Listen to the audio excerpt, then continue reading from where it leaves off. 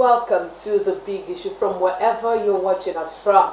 I am Obi Chukwemeka Uti. There are a myriad of challenges facing youths in the Nigerian society today. The challenges are so enormous that if care is not taken, could spell doom for the future of the nation. Nigeria's population is on the increase by the day, and this has in turn led to increase in the turnout of Nigerian graduates on a yearly basis. The job situation could thus not cope with graduates turned out from our various tertiary institutions. Very little gleam of hope is left for youths in the informal sector. Youth relegation makes Nigeria a nation with hostilities and violence of different manners. This range from thinking deficit to immoralities, false lifestyles to pride, bribery to corruption, ignorance to poverty and hunger. Nigerian youths are in one way or the other victims of these active dilemmas. Interrogating the challenge of youth development amid daunting realities is our focus today on The Big Issue. Charting this course of discussion is the Senior Special Assistant on Youth Empowerment to Governor Oluwarotimi Akeredolu of Ondo State, Mr. Lincoln Ojo. Thank you for joining me on The Big Issue. Thank you very much. I'm glad to be here. Let's start off by looking at this data. In the first quarter of 2021, a report published by the National Bureau of Statistics on its website noted that Nigeria's unemployment rate has risen from 27.1% in the second quarter of 2020 to 33%. Your principal role is youth empowerment. How do you begin to reconcile efforts in empowering youths vis-a-vis this data, which, by the way, is only getting worse every day? Yes, thank you very much. You see, in past years, the main employer of labor was the government. Now the government cannot afford to employ everybody. So we look at the public sector, and then we look at the youths themselves trying to do something for themselves.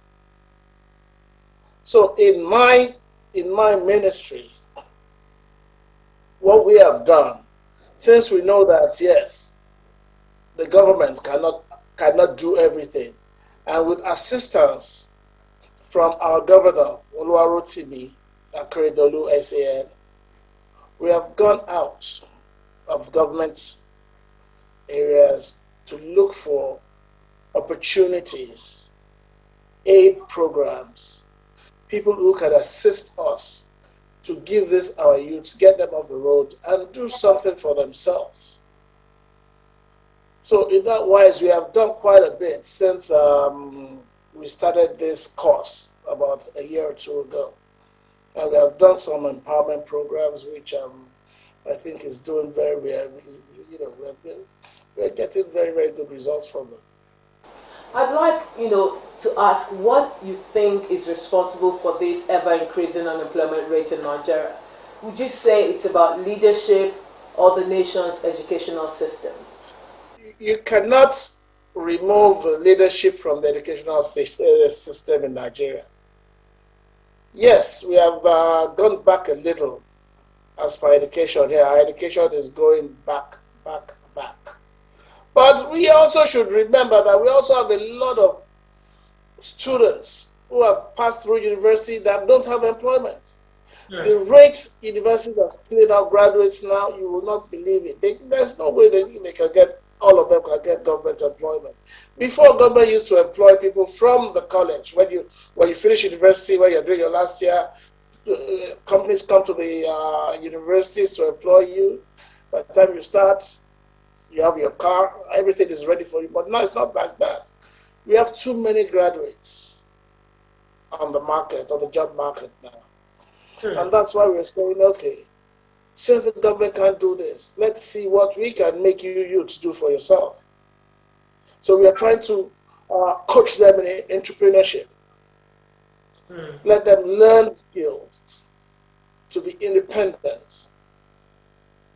because everybody can't be a civil servant 9 to 5. We need to send some to the farms, some to the factories, some to start their own, their own businesses, no matter how small, to feed themselves and their families. Okay, according to you, it's more of a faulty education sector, as our universities are churning out graduates that government can't provide jobs for. That being the case, what in your assessment has the government, both at state and federal level, done to rework the policies, since education is in the concurrent list of the nation's 1999 constitution as amended? Yeah, at present, we're doing a lot of work with the Federal Ministry of Labor and Innovation. We're doing a lot of work with them to see what we can do to empower these youths. So there's so many youth programs out there that the Federal Ministry of Labor is doing, and we are getting sponsors from government, some government sponsorship, and a lot of aid programs from outside. Like I said, everybody can be civil servants. We have to, the government has to rejig a bit and make our people learn skills. Skill acquisition is the way to go. Because a lot of our students, when they're going through school, they don't learn skills. All of it is just cerebral. There are no practicals anymore. Before we used to have training college for all these things, technical schools, skill acquisition programs. But along the years, it's going to getting worse. So we are trying to bring it back, trying to, on our own, bring students who have passed through school, teach them some vocational skills, which they know that, yeah, they don't need to go to government for work. They can start something on their own and be independent entrepreneurs on their own. Honestly, it remains a sad commentary by all ramification, as it is both worrying and scary. The reality we're faced with on a daily basis, administration after administration, it's been lamentation and rhetoric to finding solutions. I know you hinted a few moves made so far by Ondo State government to empower youths. I'd like you to talk to me more on what the state government is doing in its own space to change this narrative. Thank you very much. In this wise, I'd like to also thank again Arakunrin Oluwarotimi Akeredolu, Senior Advocate of Nigeria, for his assistance to us to assist youth and empower them. Apart from my own office, I know other offices like Agric. They're doing a lot of small-scale farming, that they are using to encourage these youth, and a lot of them are doing it. They're learning one skill in Agric or the other. And same thing in education. In my office, well, like we have a program now we're doing that we just finished. The youths just graduated. We have trained 500 youths in different skill sets. Okay. Barbing, makeup, graphic arts, fish processing, digital marketing, web design. 500 of them. And we finished they did a 1-month training, which we did with GIZ, being our sponsors at the German Institute. And also the Federal Ministry of Employment. And also innovations and partnership in Ondo State. We have joined together to do this program, which we have sent this youth to class for a whole month. And we are doing the graduation. And on this graduation day, the people who have done makeup, there are 60 of them, we're going to give them full makeup kits. The people who have done fish processing, we're going to give them charcoal-driven ovens that will be able to dry an average of 50 fish a day. The people who are doing barbing, we're going to give them full, complete barbing kits with small generators to work on their own. And the IT-based people, we are giving them placements. So we are taking like 500 youths off the job market now. They're going to go out and start on their own, and we're going to be monitoring them and advising them how they're going to use the skills and start up kits to make money and be employers of labor on their own. Let's be realistic, Mr. Lincoln. 500 trainees in a year, just opposed with the whopping millions of unemployed youths. How long will it take government to plug this, unemployment gap amongst the youths with this pace? I just use this as an example. Earlier we did with the West Africa Vocational Educational Center, we did a training in soft skills and internship opportunities for about 300 youths that we taught them. We did a 2-week program with them. We taught them how to face interviews, how to write CVs, how to portray themselves for jobs and things like that. Well, this is not only the only program we're doing, but we're doing several programs, multiple programs like that. It's not going to be easy. The government doesn't have that kind of money. That is why we're going out looking for sponsorship. And the WAVE, West African Vocational Educational Sector, they have assisted us a lot. And the German Institute, most especially. Okay, I know that you've spoken also about the fact that what Ondo State is doing in the ICT makeup and all of that.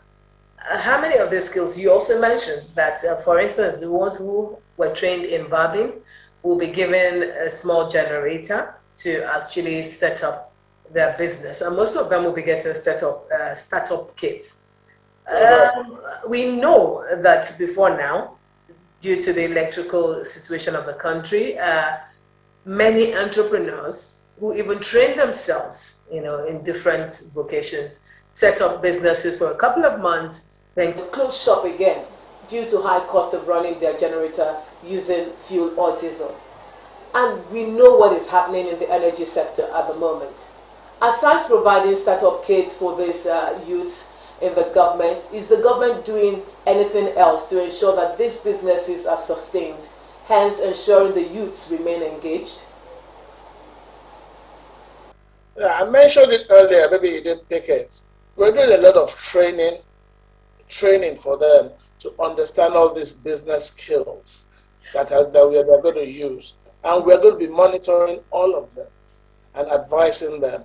And there are different packages by the World Bank to assist youths, giving them small money to start up businesses and things that we're trying to expose them to. Okay, I was talking about, you mentioned also that you're going to give people like those who learned the barbing skill a generator in order to run their business. With the cost of fuel, with the cost of diesel, we know also that many businesses, small scale, have had to shut down, close shop as a result of the exorbitant rate of running these businesses compared to whatever they're making as income. Is the government, the Ondo State government particularly now, doing anything in that regard? Power generation.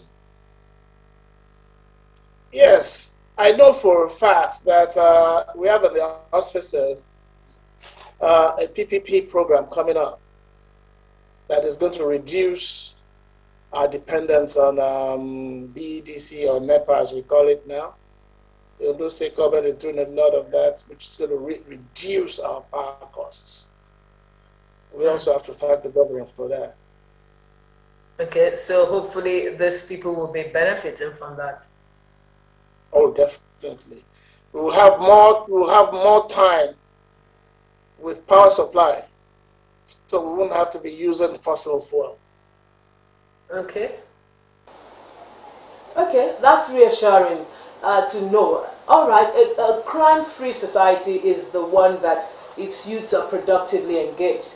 Thus, there is empirical evidence that demonstrates that investing in youths will lead to poverty eradication, which in turn leads to social security, thereby achieving social development goals 1, 2, 3, 4, 5, 8, 9, 16, and even 17 respectively. Is it safe to say the government is largely responsible for the current situation in the country, talking about high inflation rate, joblessness, insecurity, etc.?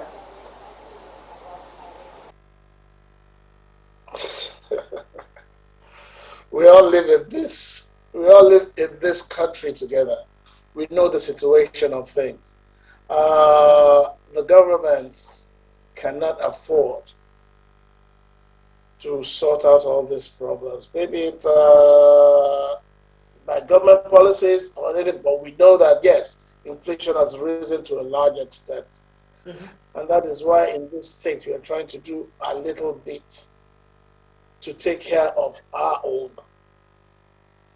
and take this youth off the streets. Mm.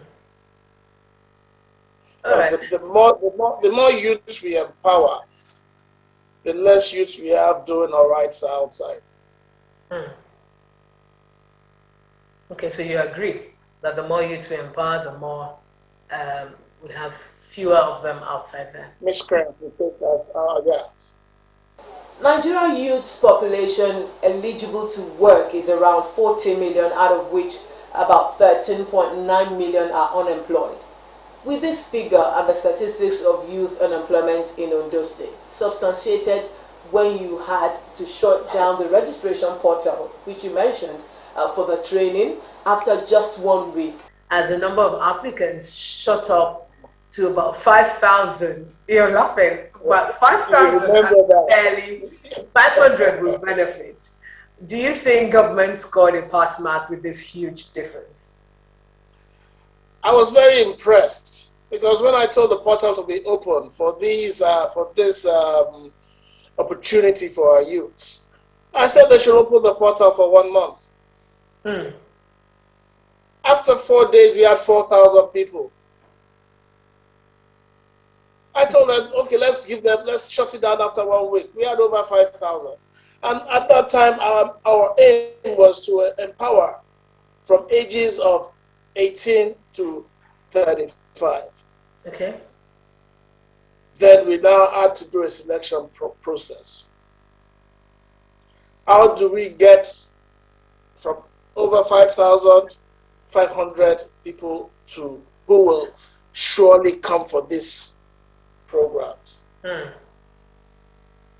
So I'm sorry to say it, the 30 to 35 year barrier, we took the 30 to 35 off.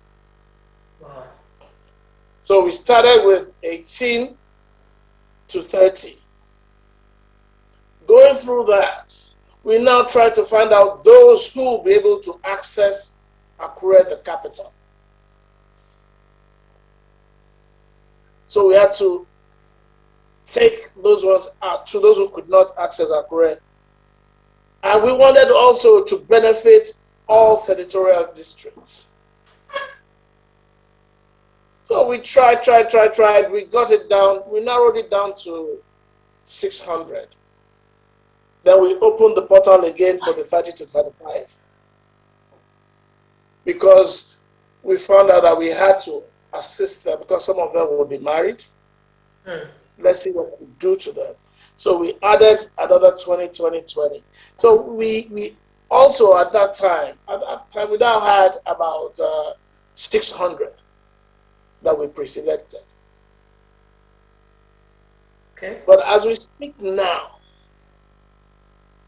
the total people who came for the courses are just a little less than 500. Oh, even less. Yeah, a little less, yeah. Because some of our people, when they see that we are not giving them money there, they just, But I was very impressed at this one because the last one we did with the West African vocational educational people, we started with 300, we ended with 150. They stopped coming. And then they found out that at the end of the training, we now gave stipends to the people who stayed. So because of that, the people stayed more on this one. And then the next ones we are doing, we are doing a lot more than this. The next ones we are doing, this is an example, a trial run.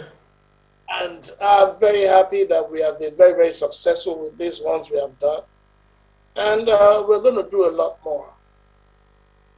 Okay. You said you started with 300 and ended with 150. Yes, that was because they thought that there was kind of monetary incentives.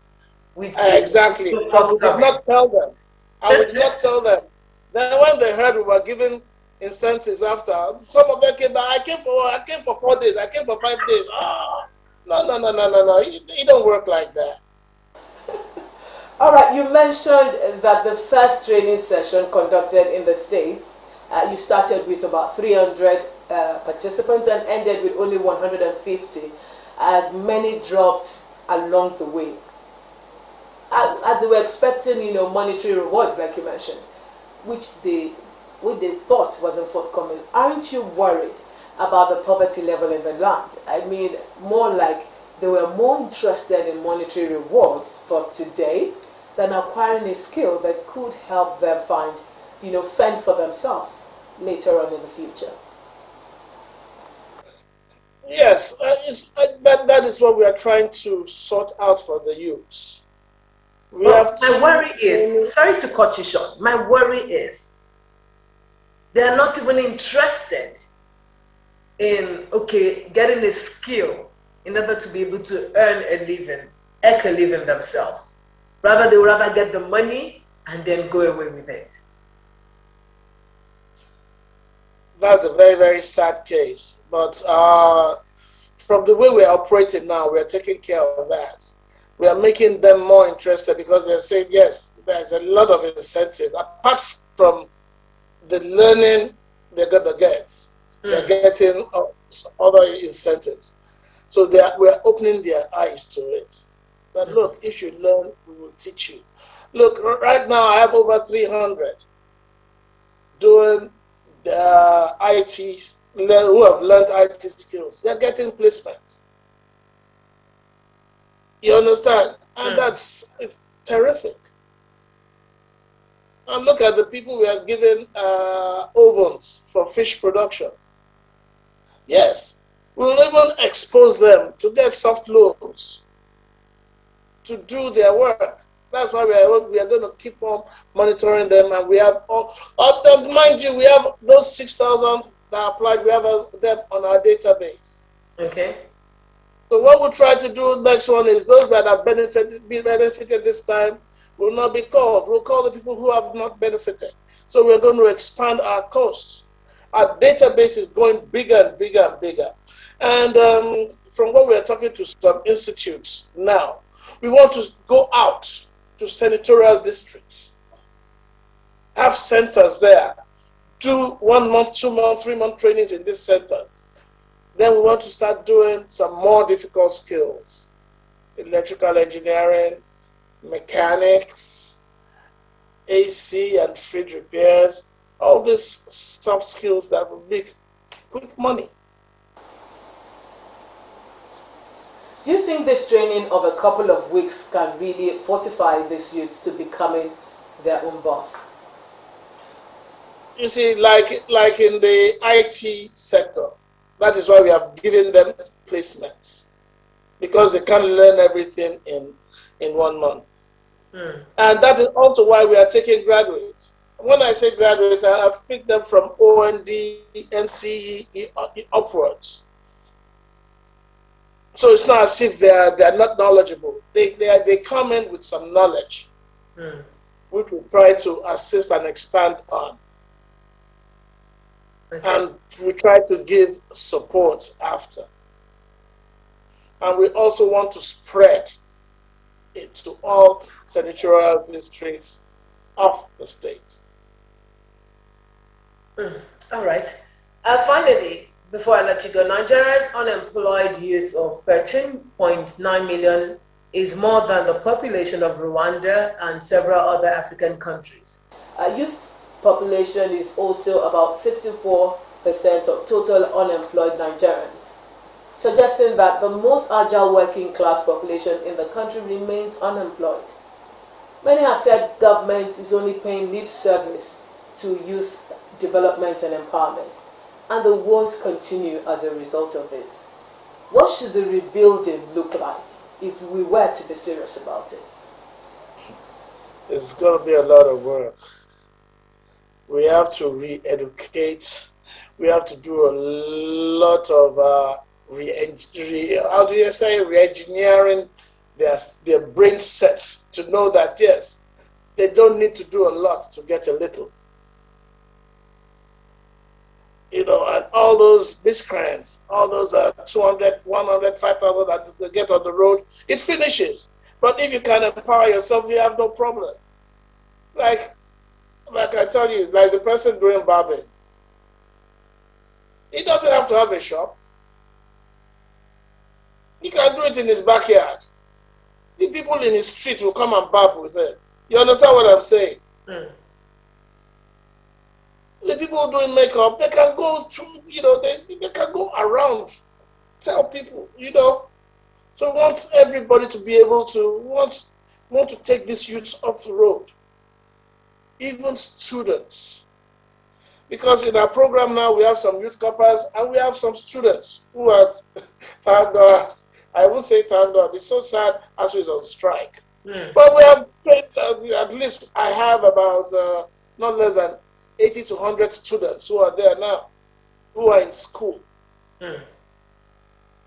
So of course, when ASU opens up, they go to their school, they start doing this business to support themselves. So we hope and pray that we get additional funding for these programs. But because on our drawing board we have a lot to offer. It's just the funding that is holding us back. But yeah, we're making giant moves, and it's going to work out. All right. By His grace. Thank you so much. I have been speaking with the Senior Special Assistant to Ondo State Governor on Youth Empowerment, Mr. Lincoln Ojo. Mr. Ojo, thank you so much for leading the conversation today. Yeah, thank you for having me. God bless you. Thank you so much. Thank you. We'll take a news break now.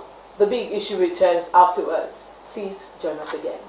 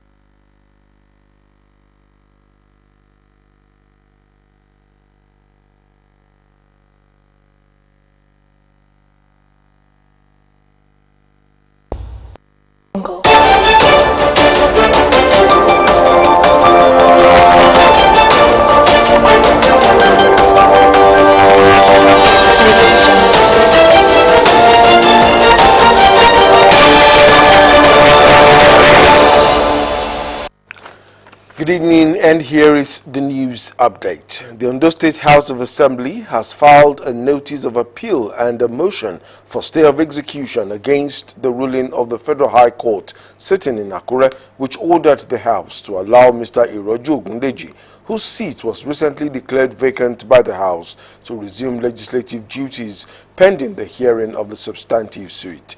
In a suit filed by the House, the defendants approached the appeal court on the grounds that the lower court erred in law by granting the first respondent's application for mandatory injunction when there was no evidence of proof of service on the first respondents. The defendants therefore prayed the appeal court to grant a stay of execution pending the determination of the appeal.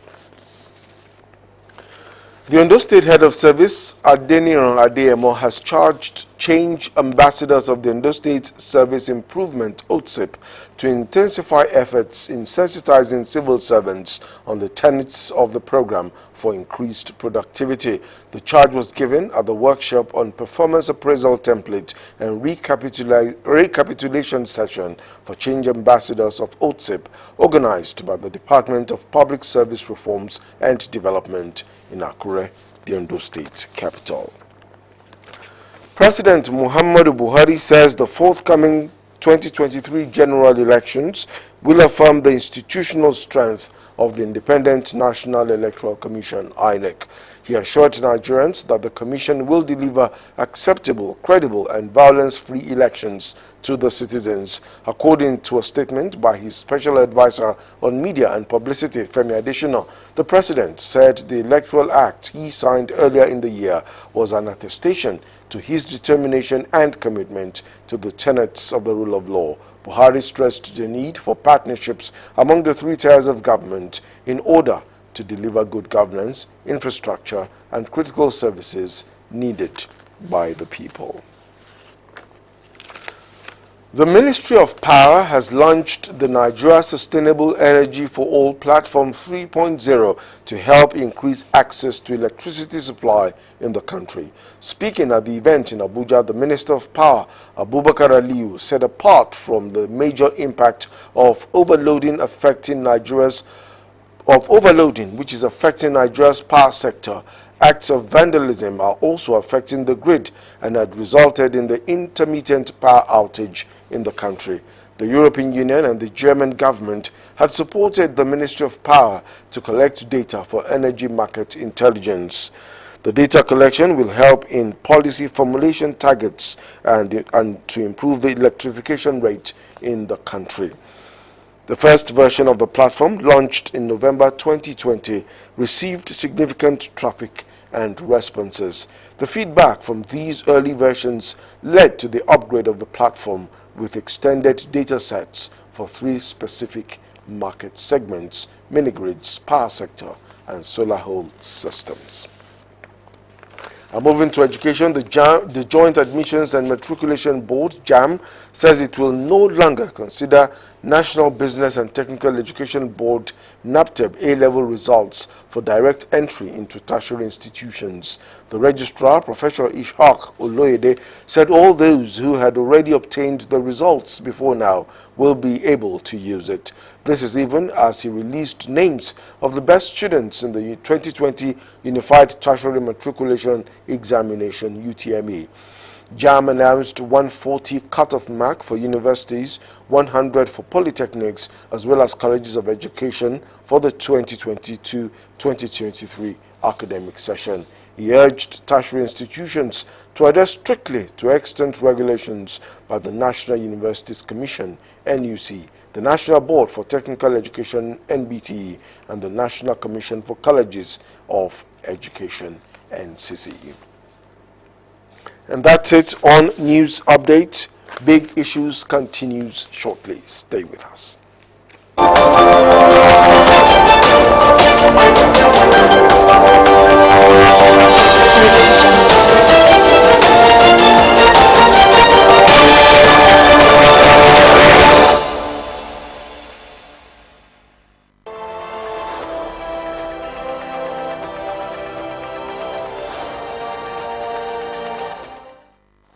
Welcome back from that news break. It is the big issue on OSRC television. Today on the program, we are interrogating the challenge of youth development amid daunting realities in Nigeria. And our lead discussant has been the Senior Special Assistant to Ondo State Governor Oluwarotimi Akeredolu, Mr. Lincoln Ojo. And for this panel session, I have joining me right now Mr. Babatope Okeowo, a journalist. Thank you so much for being here once again. All right, and I also have Mr. Daisy Adetarami, a publisher. Thank you so much. Thanks for having me here as well. All right, gentlemen, we heard the numbers, the data on ground regarding the unemployed youth, the millions of youth who are unemployed or underemployed as well. What do you think of this? What do you make of it? Isn't this a ticking time bomb for this nation, Nigeria? Obviously, it's a ticking time bomb. And why do we call it a time bomb? When you look at the number of recruitments into third grade, into Boko Haram or these insurgents, you know that unemployment is a time bomb waiting to explode unless there is a drastic measure taken, or there are drastic measures taken to address this thing. It will soon blow up and we will not be able to handle it. And do you think administration after administration is as if there was no plan? They didn't foresee that we'll get to this level, because it's looking like we were not aware. We didn't see it coming to this point where we're at now. Nigeria is a country where we fail to plan, and whoever fails to plan is planning to fail. Some years back, Nigeria population was about 80 million. It's moved to 100 to 150. Now we have rough estimates of about 200 million. What are the plans that we have for this growth in population? When last has any government built secondary school? The last one that was established in this state, I think, was during Baba Ajasin, Chief Michael Adekunle Ajasin, in 1979 to 1984. Subsequent governments have just been remodeling, painting, no new school. The existing ones. No new one. I live in the outskirts of Akure, the state capital. I want to say that apart from private schools, there's no government school around that place. So we are not talking of education, we are talking of youth employment.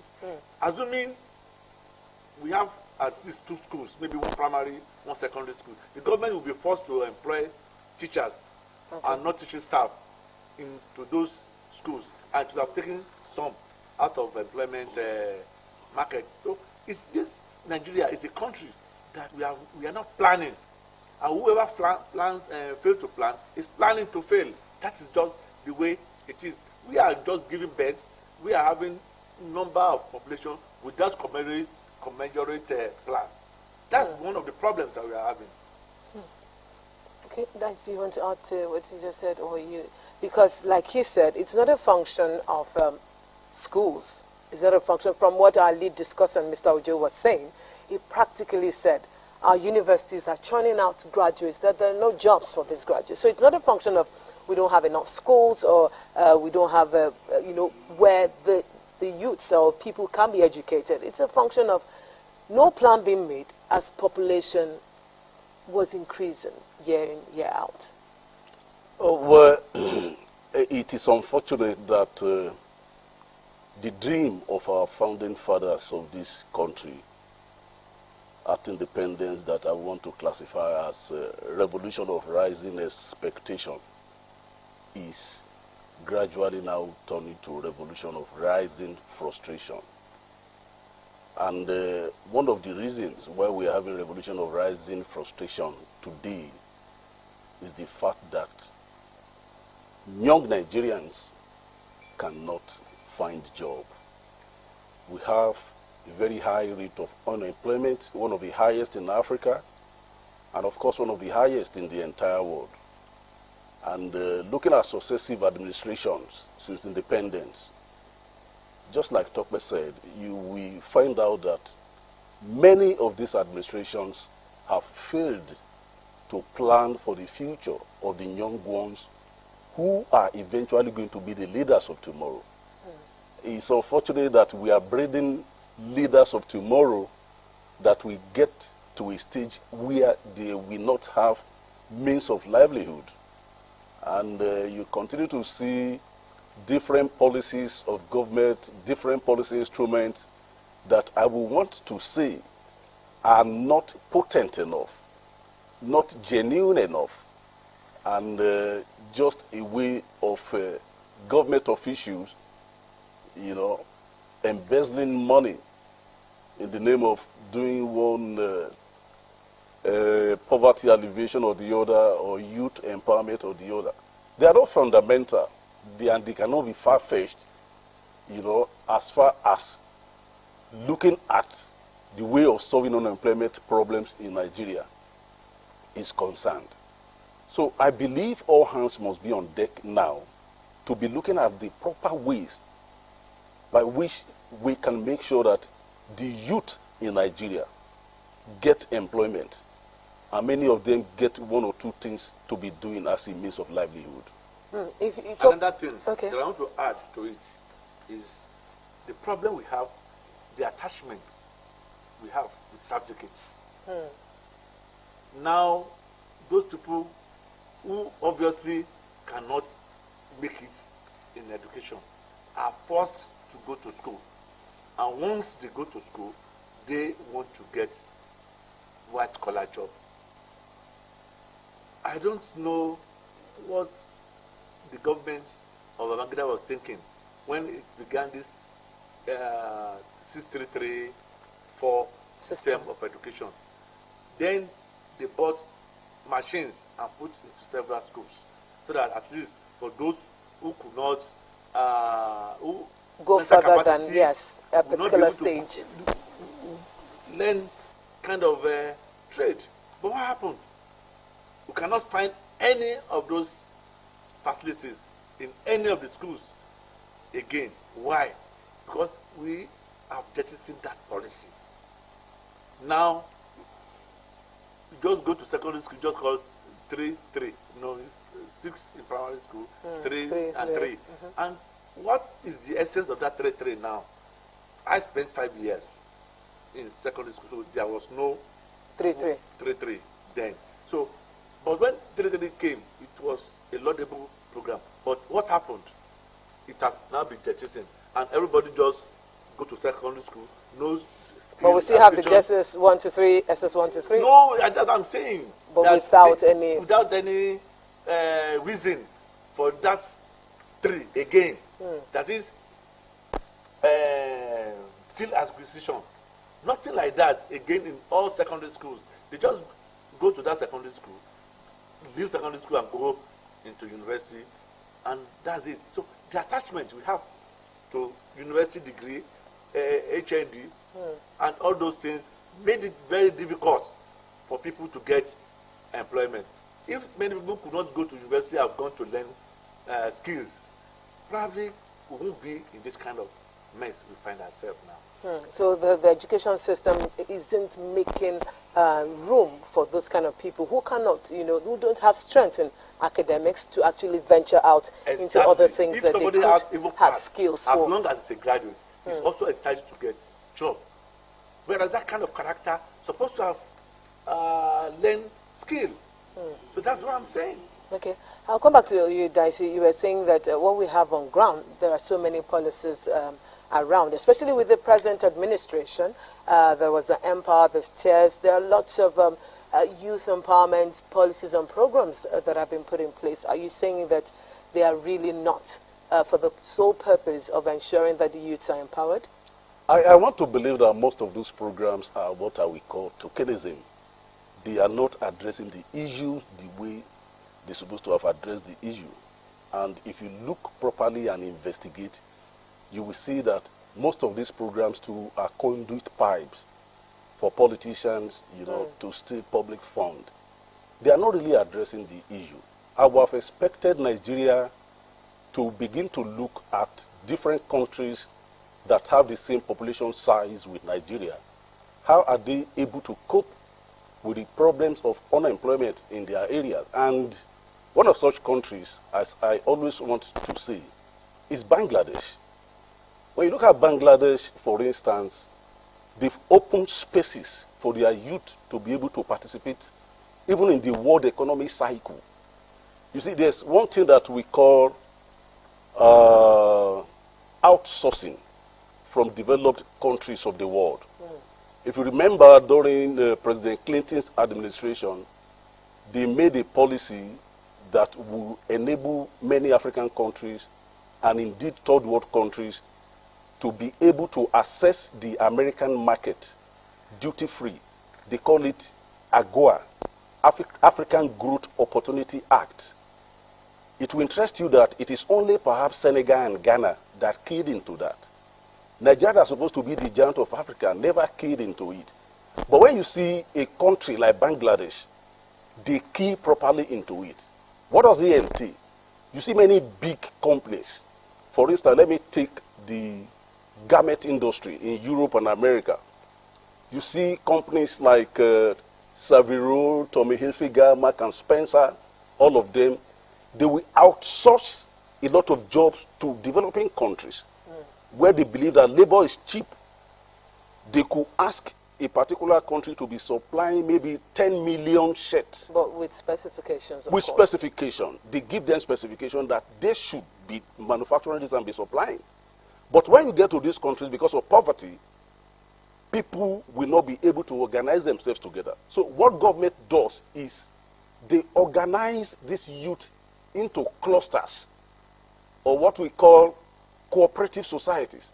You see them in their hundreds of thousands.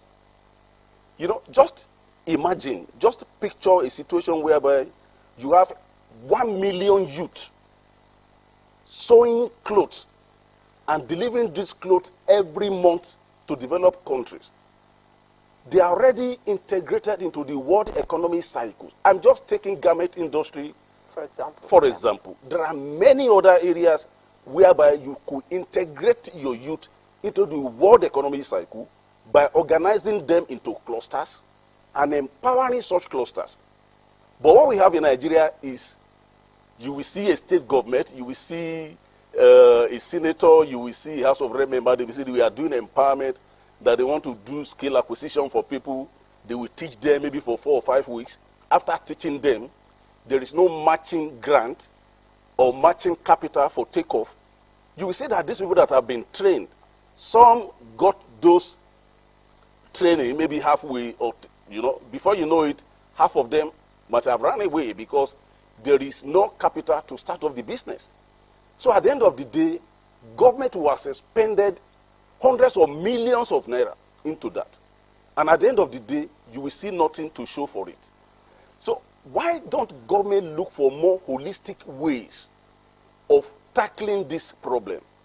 And that is why we say there are models all over the world that you can copy from. Take a cue from Brazil, for instance. And as I mentioned, Bangladesh also. Look at Mexico also. These are countries of the same population size with Nigeria. And yet, you don't see the kind of unemployment that we see in Nigeria in those countries. Look at India, with over 1.2 billion human beings. They are integrated into world economic cycles. The same thing China. But we are not doing all those things other than paying lip service to wanting to solve the problems of unemployment.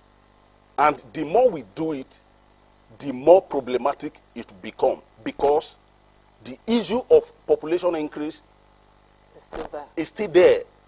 Nigeria is a country whose population grows geometrically every year.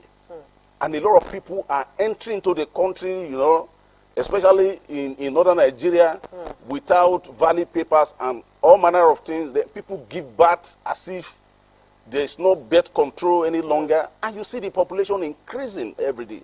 Okay, I'll come to you, talk, but he mentioned something quite critical, the fact that, okay, yes, some of these corporations or individuals do this skill acquisition programs and then just let them go and say, go and start off the business without any kind of support.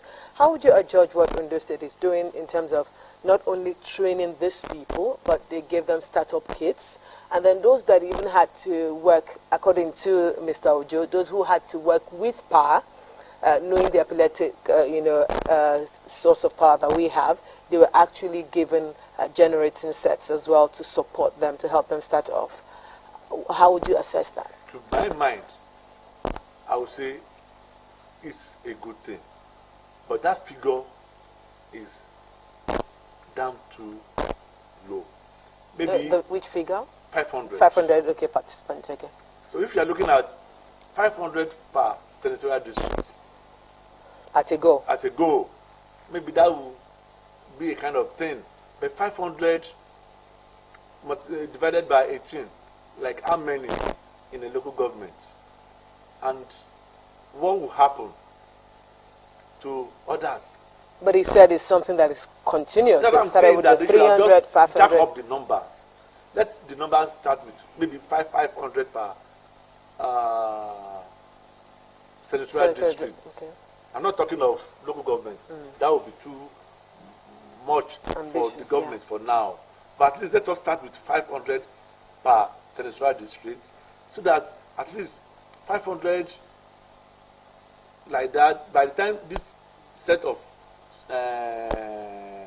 graduates leave, then maybe in 1 or 2 months after, we have another set of 1,500.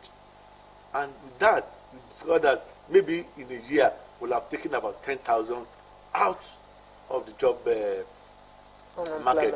And these people, they are not to concentrate on the state capital. They should move to other it was across Ondo State. Yes, that I'm saying that they should. That's why I said if it is done in central district, for instance, in Ondo South, you have it in Okitupa. That means people from Ilaje, Eseldo, Ore. I think he mentioned it that they are actually looking in that angle, yes, where they will have presence in every senatorial district. Angle, that would be very, very good. We don't expect somebody from Ilaje to come to Akure, stay 1 month, go back. Probably in that period, other things will have cropped up. So I'm looking at a situation where the government will increase the number. At least starting is a good thing. That they have started at all is a very good step at the right direction. But I should advise that they should increase the number. Okay. You also mentioned earlier, Dicey, that at the beginning, you know, that the issue of population increase is something that we're battling with. And then the fact that we do not even really truly have an idea of our number at the moment. The last census was done in 2006, and now, you know, we're grateful that come 2023, there will be a proper census, so that it won't just be an estimation that we're having to work with, you know, like we've been doing over the years. Now, if there's a proper census in terms of knowing the actual numbers, could these by any chance aid planning? Or like you said, anything that, you know, these people are doing in terms of our leaders is kind of questionable, because you said it, in your words, it's a conduit pipe for, you know, siphoning public funds. Honestly, if you look at the policy of the governor of Ondo State, Governor Keredolu, good, fantastic.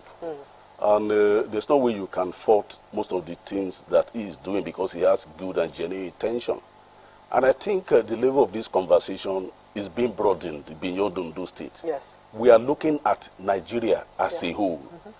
What I'm saying in essence is that, just to corroborate what you have just chipped in now, there must be proper enumeration of the numbers of people that are involved. This will aid planning at every point in time.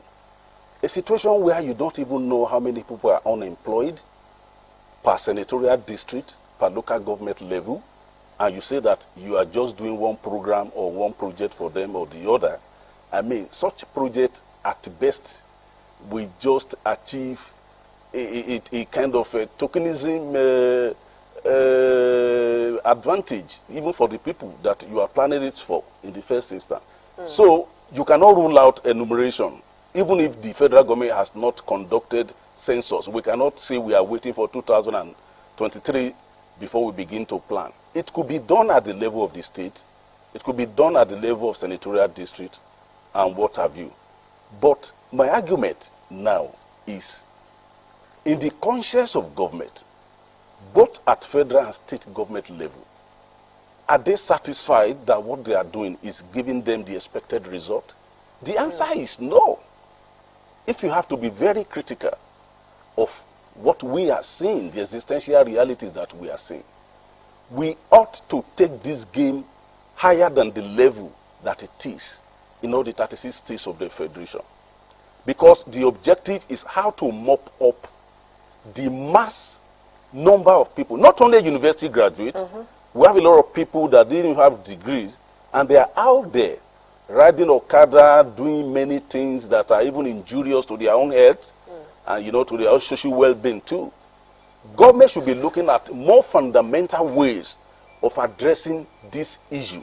Then the youth themselves too, they must know that they on their own supposed to be increasing their own capacity. If you ask the question now, how many youth read these days? They don't. You see a lot of university graduates, they hardly read to reinvent themselves and to get themselves prepared for whatever task that may come before them. So when they don't do all these things, I would want to consider them as half-baked in the first instance. Sorry to cut you short there. That goes to buttress the point he made when he said the first training was for 300 youths, and then when they started off, perhaps the youths were expecting some monetary rewards. Yeah. And when it wasn't forthcoming, and it was really about training them, helping them get something to help them fend for themselves and also become employers of labor, they started dropping out, and they ended up with just about 150 who graduated eventually. Thank God for conversations like this. I'm using this platform now to challenge the youth that they too, they have a role to play. We cannot leave everything for government, that except government provides a training kit, whatever. On your own part as a youth, what effort are you making to build capacity for yourself? What effort are you making to learn one or two things that you can be doing on your own that will make you to be productive and that will make that thing to be enduring to the level that you will even be able to employ one or two other people to work with you. To work with you. This is a challenge that we are throwing to the youth also. Not all about going to watch English Premiership at all times and just waiting for manna from heaven to come. You just have to, on your own too. And that is why begin. Is now the order of the day everywhere. Yes. So you need to sit down and look at areas where naturally you have a kind of comparative advantage, and you begin to leverage on it and begin to work on it. Before you know it, you just find yourself doing one or two things that will be bringing in money.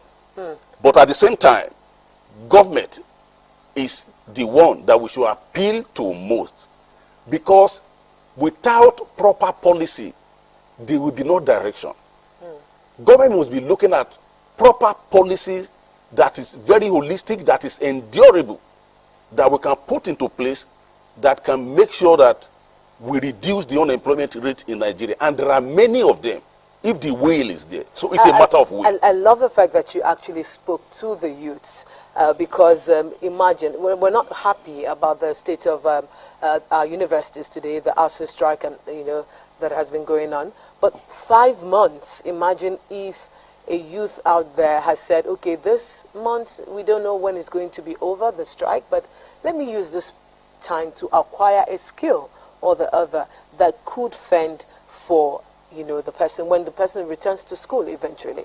And then that also brings to bear, I would like us to talk about what Mr. Ojo said. He said, in other climes, when students are actually in school, that they have the opportunity of working alongside. Now they're able to help their parents, and then, of course, most importantly, garner experience you know, especially because in our climb, immediately you are out of school. Is either, even if you want to get a white-collar job, you're asked for 5 years experience, you're asked for so many years experience, and you're a fresh graduate. Many do not want to even invest in training these youths in order for them to, you know, do these jobs. So how do you now, you know, connect all of this together? It's not like they will tell you our youths were not lazy.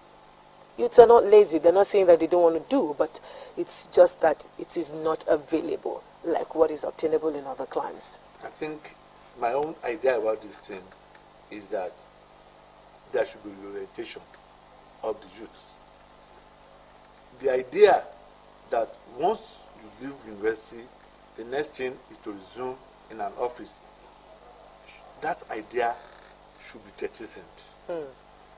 Then, like Adetalami said, there should, when you graduate, that is when even your study starts. Not that I already have graduated. Many of us read to pass, didn't read to equip ourselves for future challenges. And that is why you see that many of us are not employable, because what we learned in the school was just it. We left it and we now want to take other skills. But once we equip ourselves, as we speak, in national dailies, you see vacancies. On a daily basis? On daily basis. But many of the youth cannot fit into that kind of employment. And that is why you see that foreigners take over these jobs. Even these are menial jobs. Tiling. POP. You see foreigners coming to take it over because many of our people are not interested in that kind of job. Let me tell you, those people that government gave this startup kit, in the next 2 months or 3 months, especially men, they will have been riding Okada. What do you Yeah, think? that is it. I've seen many people that they were trained in the act of shoemaking. Immediately they made small money, they bought motorcycle. Initially they will say they want to use it to come to the office to do stuff. But eventually, maybe one day they will be going, somebody will say, please take me there. You will get 100 or 200 naira. Before you know it, he has left that job. He will only return to that job if he has accident. And it's capacitated. Well, let me add to as funny as it sounds. Let me add to what It's very unfortunate. Let me add to what Tokwe has just said. You know, you cannot rule out continuous education in this thing. I mean, if you remember what Albert Einstein said in those days, that education is what remains after you might have forgotten what you were taught in school, which means that it is a continuous thing that you must continue to do to, you know, build competence, confidence, character, and charisma, which many of our youth are not doing today. If only they can avail themselves, you know, with much education after graduating, they will know that there are many things that will open that they never even thought about before. But doors of opportunities. Yes, that will just open. We are in an age of information superhighway with the advent of internet and what have you. Even there are jobs that are outside the shores of this country that you can apply and be doing right here in Nigeria. I have it's not 419, it's not, you know. I have a lot of people that are doing that and they are making good money from it. You understand? But our youth are not ready to learn. It takes a long process of learning for you to know all these things. By the time you start initially, it might be very challenging. But before you know it, you begin to do a lot of things. A mass communication graduate, for instance, now, says looking for a job. I mean, there are a lot of newspapers outside there in the UK, in the US, that are just looking for line editors. A line editor could be in Ukitipupa or in Igbokoda, and it's editing for them. At the end of the day, maybe you will pay $200. If you translate $200 into naira, you know what that means. It's a lot now. But our people are not ready to learn. That is just the situation. So the youth must have reorientation. Want to get educated just to leave the university. Yes. Just But like to have a certificate, like you have a said, certificate. because we're in a so reorientation is key. Educated society, where what makes you is your certificate. Whereas is most of the people that used to do these jobs abroad, maybe especially China, they are not university certificate holders. They are not. They are not. So it is when we learn that and we realize that certificate alone will not take us anywhere. That is when we start to remove. But would you blame that on the youth? Because it's the society they have found themselves in. The fact that we're certificate driven. Thank you for that question, Obi. Thank you for that question. You cannot totally lay the blame, on the table of the youth. When we talk about reorientation, there must be another body that will be doing that reorientation. And that is where government comes in. I always emphasize government. As we are even doing this conversation here, a lot of people are watching, a lot of youth want to ask that, what do you now expect me to do now? I am willing. Where do I start from? Exactly. Where the government can start from is, let us begin to organize youth into clusters, into cooperative societies of 20, 30, 40 youth, and looking for cooperative society where what you tend to do, you will fit in Yes. that area. Take for instance now, if you get to many of our polytechnics, you see people that are reading building, either building technology or building as a course. You And have never done anything you have practical. never done anything practical in their life. So after exiting OND, after exiting polytechnic at the level of OND, why can't government say, okay, we are setting up clusters of builders, youth, 20, 30, 40 of them. If you are interested that you want to join that cluster, come and join. So this cluster has a name, AYZ Building Corporation Nigeria Limited. Okay.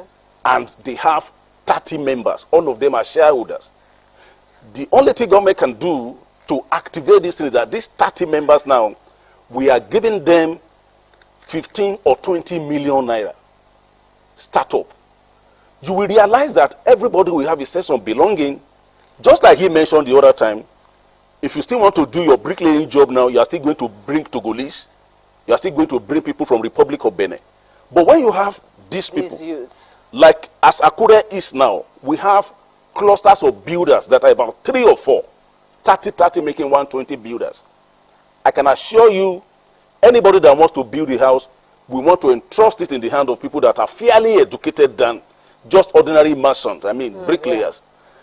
You pay them and they start the job. And since everybody is a shareholder in that company, the sense of belonging will be there. And by the time they start thriving, this thing will keep replicating in different areas.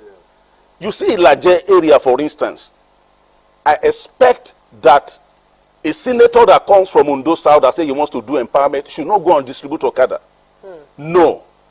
Do a cluster of people that read fisheries in the university. Maybe you're able to find 10 or 15 of them. Introduce them to aquaculture. Bring in experts. Bring in extension service managers that will come and oversee the things. You will realize that 10, 20 graduates of fishery that are based in Igbokoda or Igbekebo, they will want to stay with the matching grant of 15, 20 million naira that makes all of them to be shareholders. They will be there, and before you know it, you begin to see multiplication and replication of this. This is the way to go. This will also take care of rural-urban drift. Rural-urban drift will be taken care of. A guy came to me with his father in my house and said he needed a job. I said, what did you read?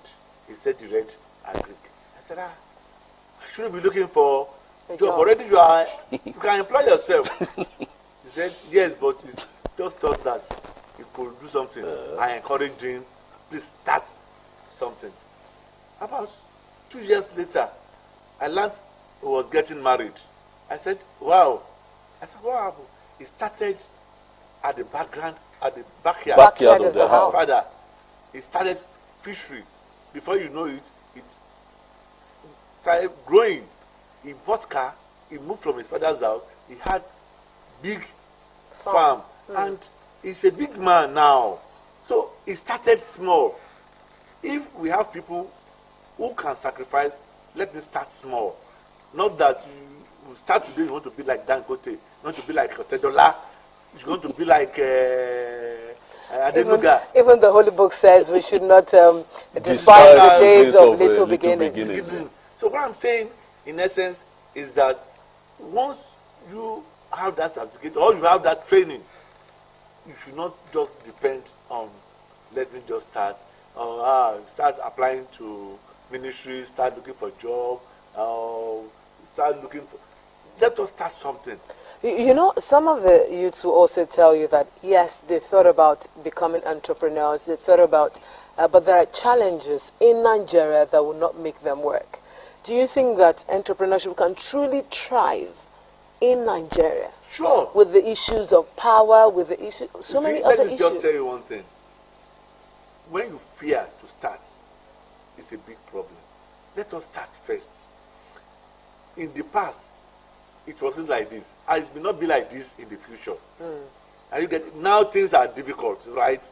But out of this, within this difficult time, people are still thriving.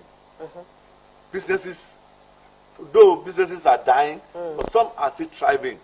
So, if with our education, with your knowledge, background knowledge, then you can manage and see through this economic hardship we have.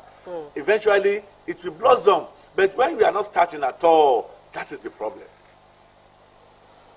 Well, to add to what Tokwe has just said, there's no country in the world where you can say there are no challenges or there are no encumbrances to businesses or to employment or whatever.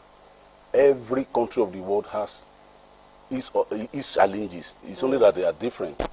I agree that we have a security challenge and all other challenges in Nigeria, but at the same time, we can surmount and circumvent these challenges if the will is there. You just have to make the will granite enough and become stubborn, in quotes, you know, towards achieving your objective. If you do that, the only thing that will come is achievement. It's only that we see a lot of people that are afraid that they can't go into any venture because of fear of failure. But let us continue to encourage them that face that fear, do what you need to do, and with time you will surmount these challenges and you begin to make progress. Okay, one of the key challenges also that many youths are facing today is the fact that they see people leading ostentatious lives. We see it in our celebrities, they see it in the society, the fact that that's what we're celebrating. And of course, like we've been talking about, they need to start small. They need to ensure that, okay, no matter what it is, let me start. Like you said, just start at some point. And then they are looking around them. We have the Yahoo boys who are making it big. So how do we begin to change the narrative with the entire society, not just youths now, even adults? That's what we celebrate in Nigeria. Let me just tell you one thing. Sometimes when I listen to this, it amazes me. If you look at YouTube today, you see many of our youths, they are making good money from skits. Yes. They are making good money from it. And these youths always have data to watch them. Exactly. That is the point. There are things, you can make yourself relevant to the society. I know the man is late now. He never took government contracts. He was the highest employer of labor in Ondo State. After government. yet he never took contract from government. He was into farming. He was into production. Are you getting it? He made himself relevant. Government, Ondo State government gave him award. Futa gave him honorary causa for making himself relevant to the society. Once you are dependent, it's a big problem. What we are saying now is that many of them, that I was talking about the orientation, once we start to think that government must do everything for us, we are in big problem. Once we start to see government as the Commonwealth, that you must go there and take your own, it starts to be a problem. The best thing for us is, let us start something. Let us make ourselves relevant. We have many musicians now who are making, even entertainment, those who are in entertainment now, is another gold mine. Skit production is another gold mine. And when you see one person who is into skit making, he's not the only one doing that though. He has supporting staff. Yes. Those people are engaged. They are. When you see a musician singing, he's not the only one singing. He has other people back up. Here now, 3 of us are here, but there are many people who are in this studio monitoring what we are doing. So until we start to look outside that what we call white collar job, maybe probably we'll have to start reducing the tension in government for government trying to look for job for us. And the government is not even there. Government cannot give job for everybody. Like former governor said, he said employment into civil service is a social service because many people are not needed in the civil service sector. Are you getting it now? So we have to start to look outside the government to provide jobs for us. Let me just look at, you mentioned the issue of journalism. There are many people who are citizen journalism now, who are practicing citizen journalism. They post their stories, they have blogs, and they are sharing their stories, and people are reading them. It's part of it. There are people, how many, apart from state government-owned newspaper, how many local papers are thriving now? Because I gave an idea to some of my colleagues who are doing it. I said, please can't you form yourself into a unit? Maybe you are doing this, come together. Form yourself and have a very solid local tabloid. And people will start to patronize you. But when you do your own, you will not have the financial capacity to run a daily, there's no daily local paper in those states.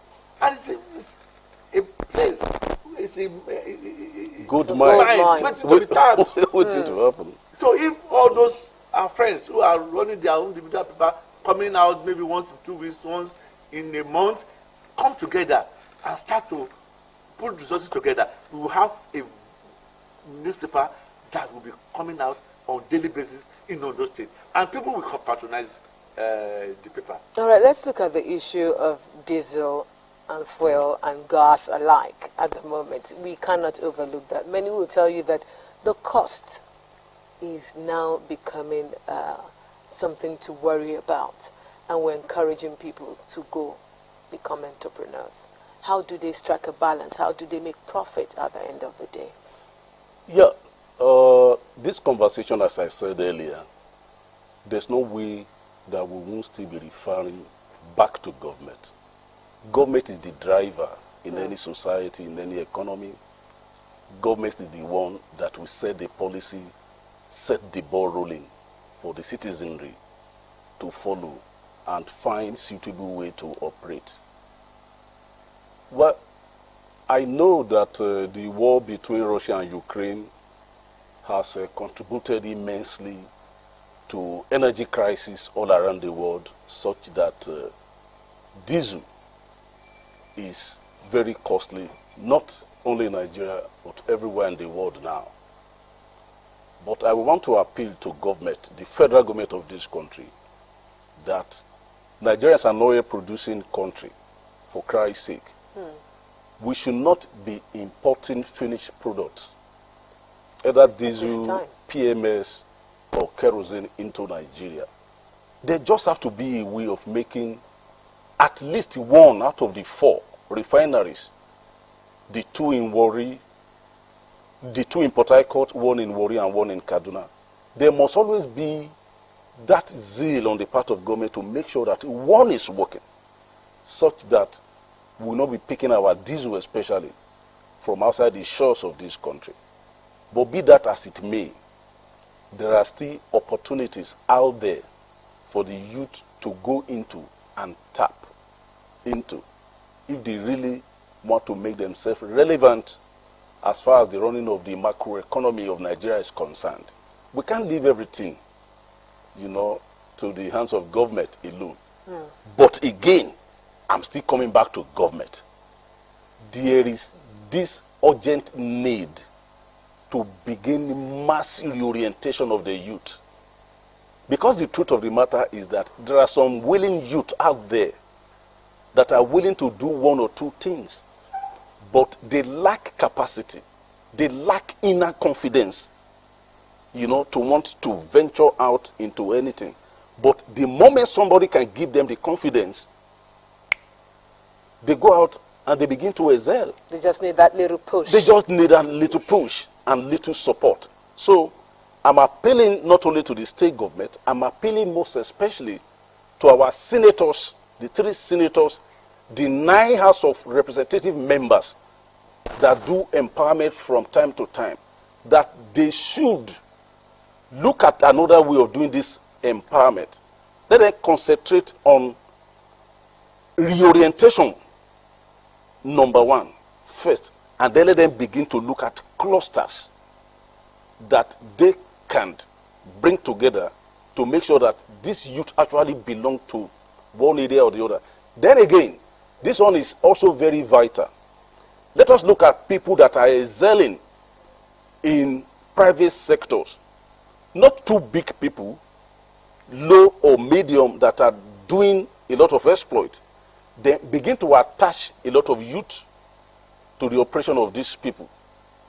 There was a time I took 2 youth corpers in my organization and I trained them.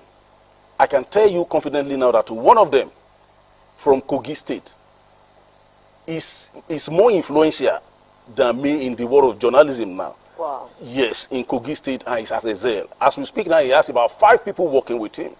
So if I have not taken him through that tutelage, the process, giving confidence that you can actually do it, he was afraid initially that, will I be able to do this after my service? I said, you will. And eventually, he didn't look for a job, and he has excelled beyond the expectation. Great, I'll take that as your parting shot. From you, Mr. Babatapa. Well, I will also advise governments to make loan available to those who are willing to start this business. Because it would be wrong for somebody to be trained, and at the end of the day, give him status kits, and you will need to get shops, maybe pay for 2 years.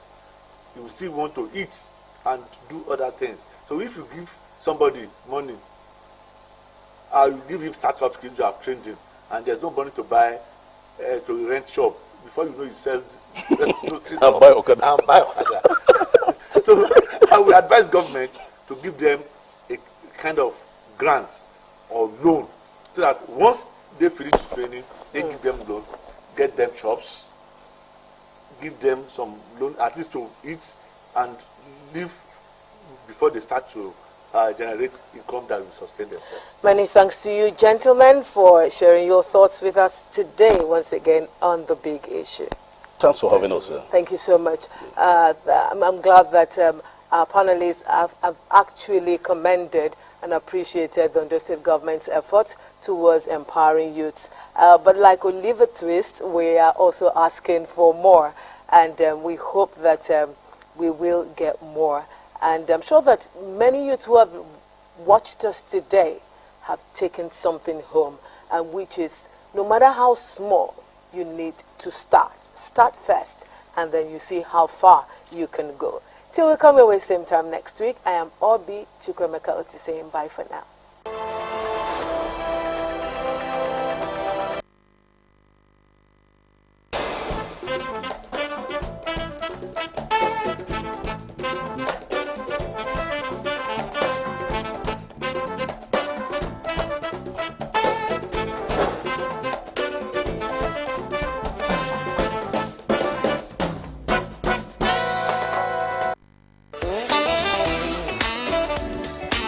The federal government, through the National Primary Healthcare Development Agency, announces the availability of childhood vaccines at the COVID-19 vaccination sites across the country. COVID-19 vaccines are given to persons 18 years and above, including pregnant women and breastfeeding mothers, for protection against COVID-19, while childhood vaccines are given to children from birth to 2 years for protection against vaccine-preventable diseases like measles, polio, and tuberculosis. COVID-19 and childhood vaccines are obtainable at health facilities and designated vaccination sites such as markets, churches, mosques, shopping malls, and other public places. Hurry now to the nearest vaccination site to receive the COVID-19 vaccine. Remember to take your eligible children along for their childhood vaccines. COVID-19 and childhood vaccines are free, safe, and effective. For inquiries, visit www.nphcda.gov.ng or call 070-022-01122. This message is from the National Primary Healthcare Development